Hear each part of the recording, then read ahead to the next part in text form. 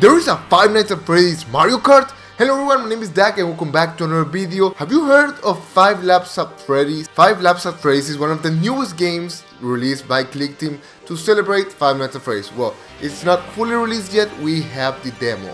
And while I was going to upload myself playing it for the first time, I tried to do it, but my PC is not strong enough to record it. So instead of that, I would just talk about my opinions of the game. Well, if you want to check the video that I'm using in the background, I will leave it in the description down below. But I did play the demo and I have some thoughts about this game. But first of all, what is 5 Laps at Freddy's? Well, it's pretty much a Mario Kart clone with Five Nights at Freddy's characters. So in this demo, who can you play as? Well, you have of course Freddy, Bunny, Chica, Foxy, Puppet, Mango, Balloon Boy, Springtrap, and each of these characters has a different difficulty setting. And I'm sure there will be more characters on their way. Hopefully we can see the Glamrock animatronics one of these days. And so far we also have 3 different carts that we can actually drive around. We have the standard car, the cop cart, and the midnight motorist. And each one has their own different stats, so you better choose the one that works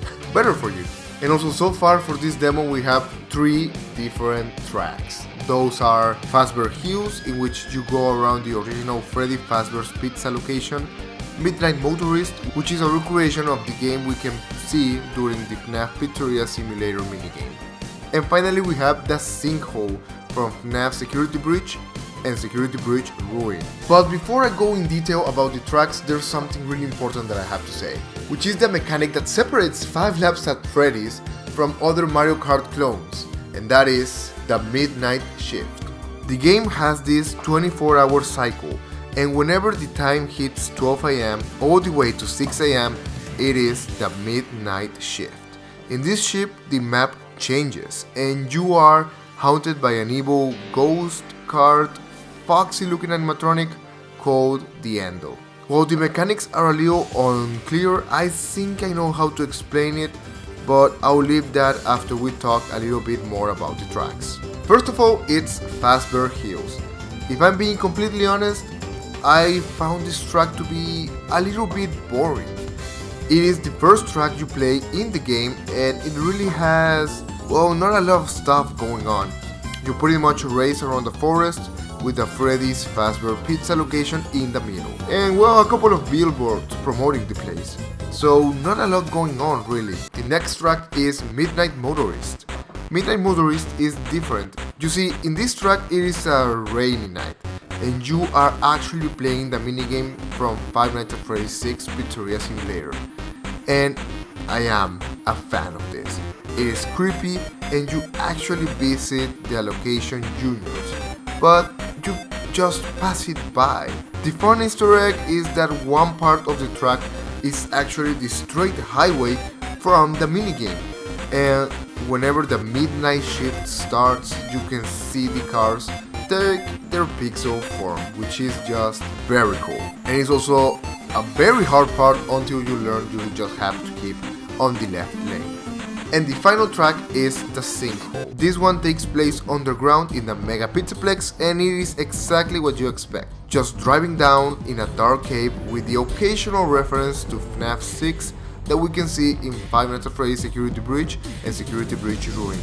But other than that, there isn't really any more references. And those are the tracks. But now let's get to the juicy stuff, which is the mechanics. This game is a little weird and it doesn't come with an explanation or an example of what you need to do and what everything does. So I'll explain it to my best understanding. You have a battery level constant during the day. During the day, the power doesn't go out, but whenever the midnight shift starts, you slowly but consistently lose battery life. Also, whenever a character is hit, they lose battery life, which other players can actually grab. And they are also scattered around the map. The battery life can give you a turbo boost, but watch out, because if the midnight shift arrives and you have no power, the Endo is coming for you. The Endo goes after the players with the least amount of battery life. And when the animatronic catches you, in good Five Nights at Freddy's fashion, it jump scares you. And I have to admit, it got me several times to the point I jumped from my seat. And you can actually defeat it by hitting it with offensive items. And also I forgot to mention, you can recharge your battery life by drifting. Other than that, I guess the only thing worth talking about that I'm missing is, well, the items. Each item has a power-up mode if you risk your precious battery power. You'll also find glitched power-ups which increase your battery size and your maximum speed, as long as you don't get hit. And in order to explain the items better, I'm going to compare them to Mario Kart items. So first up we have the Phaser Blast, which is just a green shell. The Cupcake is just a mushroom. The door creates a temporary wall. The bomb is just a bomb. The firework works as a red shell. The exotic butters work as a banana.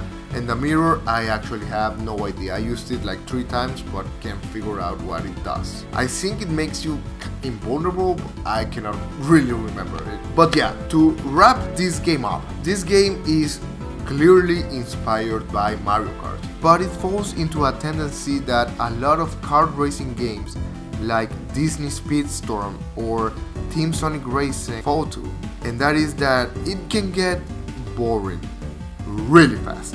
Of course, this is just a demo, and I'm sure there are a lot of secrets and mysteries waiting to be discovered with more tracks, characters and items. But the game felt pretty bland personally.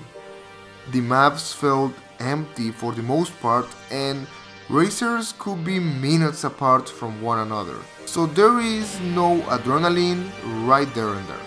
It feels like a slow racing game. And while I like the fact that you have to escape an endo during certain spots in the race, that isn't enough. And overall, it is a not so thrilling experience so far. But I am hopeful for this game. I mean, the music slaps. And I'm sure this game could be great. It just needs a little more work. And please, just explain the mechanics in the game. But yeah, that's everything I have for today. I recorded this at 12:26 in the morning. I have to wake up at 6 a.m. as well. So the midnight shift just started. So yeah, I recorded this. Hopefully today or tomorrow, as I'm uploading this, I will be uploading my Into the Pit gameplay if it comes out on the Nintendo Switch. It is available right now on Steam, but I want to do a gameplay series on my Nintendo Switch. So hopefully it is out by now. And thank you so much for watching. What do you think of 5 Laps at Freddy's? Do you like it? Do you not like it? Do you think it could be better? Be sure to let me know, and I'll catch you next time. See ya, bye!